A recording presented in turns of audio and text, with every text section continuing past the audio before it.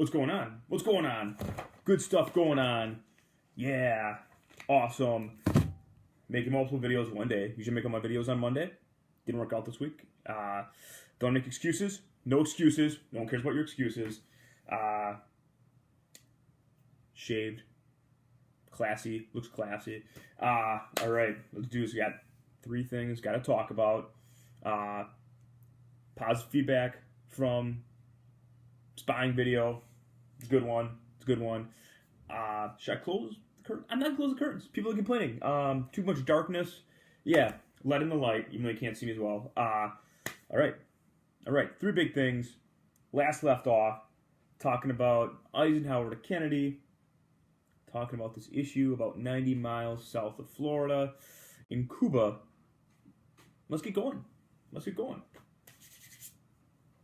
Your essential question is this. How did the Cuban Missile Crisis affect the Cold War? There you go. So, not too tough a one. Let's get through this. So, beginning like 1957, and you could probably make the case up until 1980, this is kind of the dark times of the Cold War for the United States. In 1957, you have Sputnik. Like, that's not a great moment. And that's kind of what begins this process. Okay, there are some bright spots. We'll talk about one of them today. Certainly us landing on the moon, winning the space race is a big deal. But really for the next about 20 years, it's not a lot of good stuff for the United States and Western powers. Okay, so starting with Sputnik, 1959, we kind of talked about this, is Eisenhower's on his way out about 90 miles to the south of the United States, off the coast of Florida, is Cuba. There's a communist revolution inside of Cuba where Fidel Castro, a colossal piece of human garbage, takes power. Again, we don't need to get a whole into a Castro thing here, but during his time in power, he was a colossal thorn in the side of the United States. He was a major problem. He created great instability in Latin America. He imprisoned hundreds of thousands of his own people. Not a good human being. So, when he takes power in 1959, there's a presidential election coming up in 1960, and Eisenhower believes that his vice president, Richard Nixon, will win the presidency. And he begins planning almost immediately with the CIA, how do we take Cuba back? And so the idea is something called the Bay of Pigs invasion, where the Bay of Pigs is just the name for a bay inside of Cuba, where the CIA would train about 1,500 Cuban refugees, and then with U.S. air cover and U.S. naval cover, they'd support an invasion of Cuba with these rebels and then retake the government.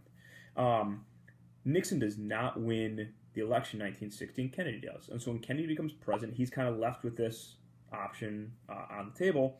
And on April 1961, he okays the Bay of Pigs invasion. Here's the problem, though. He kind of got cold feet and didn't okay all of it. He just okayed the invasion and then cut out about 80% of what was promised to the rebels in terms of air support and naval support. The invasion is a colossal failure.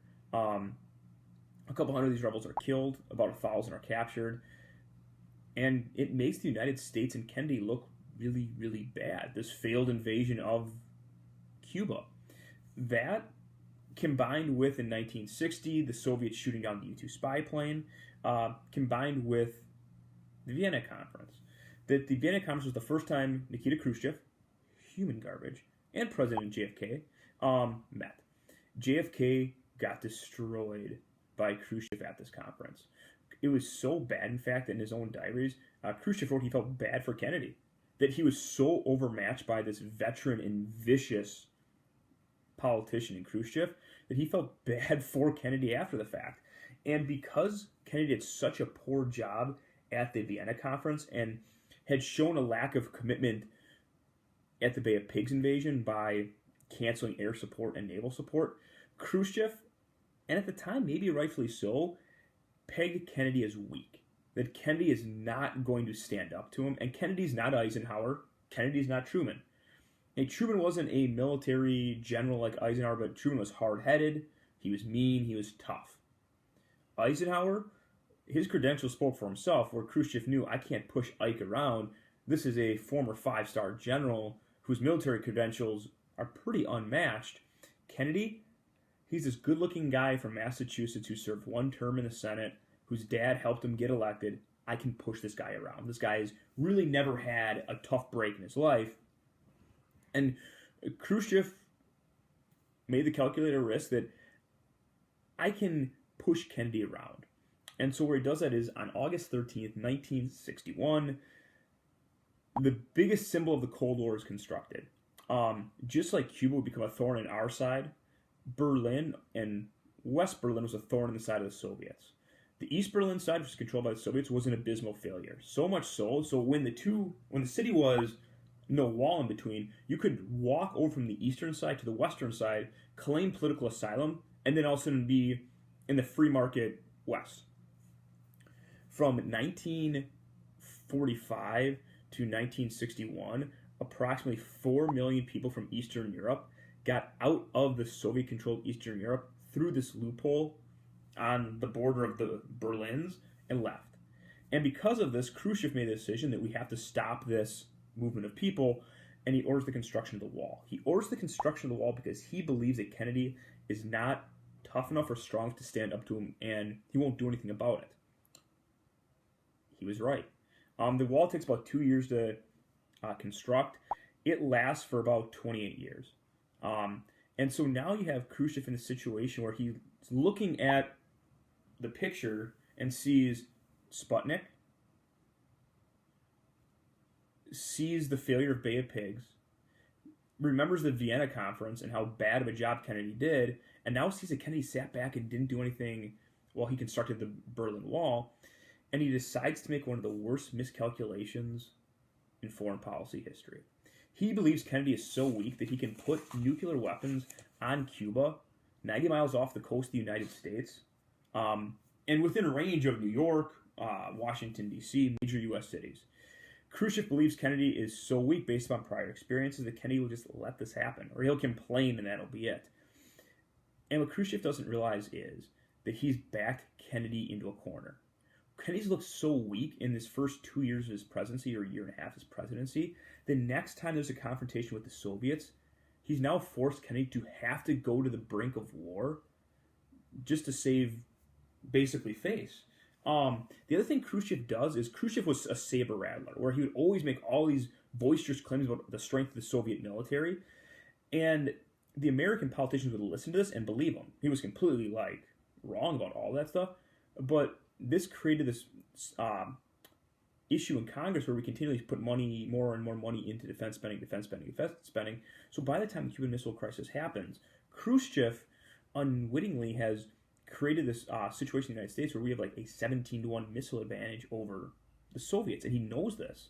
And here's how this plays out. In August of 1962, the Soviets begin constructing nuclear missiles inside of Cuba. U-2 spy planes see these missile constructions, identify Kennedy, let Kennedy know, and then him and his advisors are left kind of with, what do we do? His Secretary of Defense, Robert McNamara, who might be our worst Secretary of Defense in history, but his worst moments are yet to come, so we're going to save that. They begin to lay out options. One of the options is, the McNamara option, do nothing. That the belief was the Soviets won't actually use these nuclear weapons, so on. Other options were airstrikes, where we can take out these nuclear missiles, but there's no way we can guarantee 100% that would happen. There's a blockade. We blockade the Soviets from further installing weapons or a full-out invasion, which would cost tens of thousands of lives. And so on October 22nd, Kennedy addresses the American public and basically makes this all national news, that the Soviets have constructed nuclear weapons 90 miles off our coast. What we are going to do is we're going to blockade or quarantine, are his words, the island of Cuba. That we will not allow any other military material into Cuba. And so Khrushchev's claim is, I'm not going to listen to Kennedy, we're still going to go there and things like that. For about 2 weeks, there's this high level of anxiety throughout the world in that this is World War III. That when the Soviet ships meet the American ships and they try to run the blockade, all it takes is one shot from an American ship enforcing the blockade, and you have full-out nuclear war. How close were we? We were at DEFCON 2. DEFCON 1 means full-out thermonuclear war. DEFCON 2 meant that we had B-52 bombers actually flying in the air with nuclear weapons. And they were on like 15-minute like shifts and stuff too, where one would land, another one would go up. Submarines were going off the coast of the Soviet Union. U.S. troops were building up in Germany. We were close. Everyone was being prepared for it. In the next 2 weeks, the world was essentially going to end. The Soviet ships get to the American ships, and they turn around. The quote is that they stared us in the eye and they blinked. Khrushchev is completely embarrassed by this. He recognizes that he overplayed his hand completely. So much so that the Soviets forcibly removed him from power, and by 1964, Khrushchev is basically gone. On the American side, Kennedy looks good. Kennedy looks really good. And I think one of the greatest what-ifs of history is what happens if Kennedy is not assassinated in 1963. The Cold War, the Vietnam War, everything plays out completely differently because Kennedy proved his chops and how he handled the Cuban Missile Crisis, the closest we ever came to thermonuclear war. So how does the Cuban Missile Crisis impact? This is a little longer video. My bad. How does the Cuban Missile Crisis impact the Cold War? One, it's the closest we ever came to actual World War III. Again, the bombers were in the air. The submarines were off the coast of the Soviet Union. That's how close we were. Two, it sets the standard that, at least in the short term, Kennedy in the United States is not going to back down to the Soviets, and that the Soviets should not underestimate U.S. presidents. One of the other things it does is it gives us a great historical what-if on what would happen if Kennedy would have survived. He did not, though, and unfortunately, up until about 1980, we're going to have to embrace the suck. That is the term used for this time in American history with the Vietnam War. There's going to be a lot of bad stuff now in the Cold War. It's amazing we win when you look at how bad the mid-60s to late 70s were. But as of 1962, things are looking up for the United States. We've just basically won the Cuban Missile Crisis, if you can call it a victory. Khrushchev, his power is basically gone. Things are looking up, but that will all change in about a year and a half on a Sunday in November in Dallas, Texas. So, we're already about 14 minutes. I don't want to keep this any longer. Fill out the questions. Do that good stuff. All right. Believe in yourself. Believe in the country. Ask some good questions. Go Red Sox. Go push-ups. Okay. Have a good one. Camera.